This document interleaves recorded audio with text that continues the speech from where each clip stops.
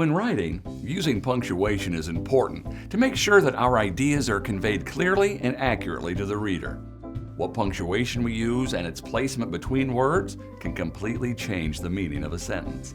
In today's video, we'll be looking at colons, seeing what they do and when to use them. Let's get started.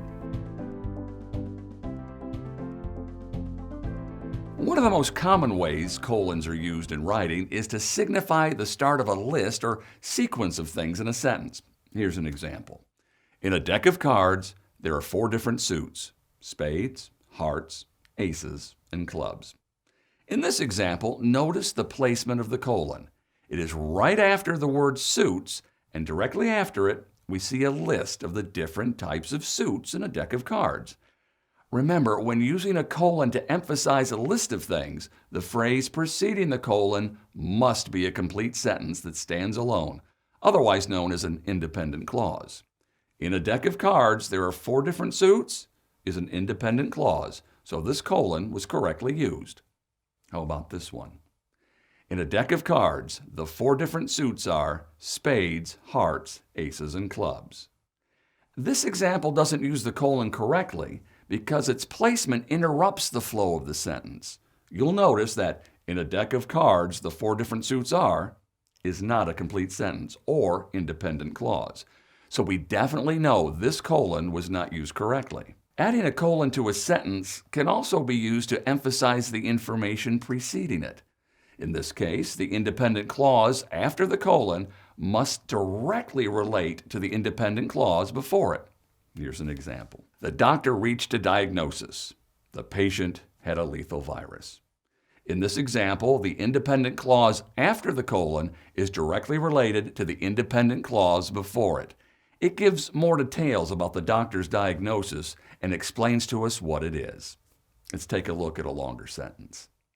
Mark knew what he had to do. He would first ask his boss for a raise. If that didn't work, he would quit his job.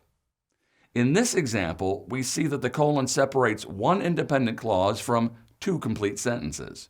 The sentences after the colon support the clause before the colon. When there are 2 or more sentences after a colon, remember to capitalize the first letter of the word that comes directly after the colon, which in this case is he.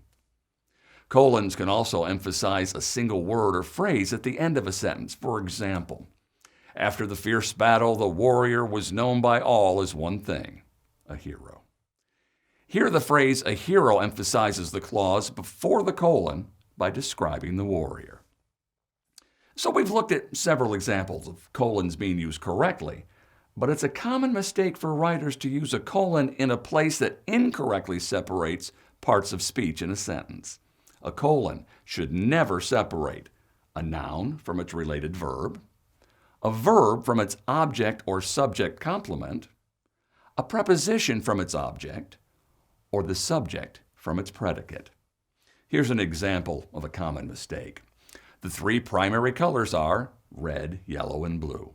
In this example, the colon separates the verb are from the objects red, yellow, and blue. This is not appropriate colon usage.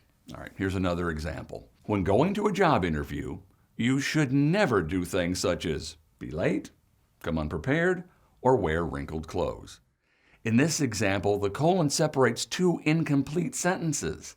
Remember, a colon may separate 2 independent clauses or an independent clause from a phrase. Here, when going to a job interview, you should never do things such as is not a complete thought.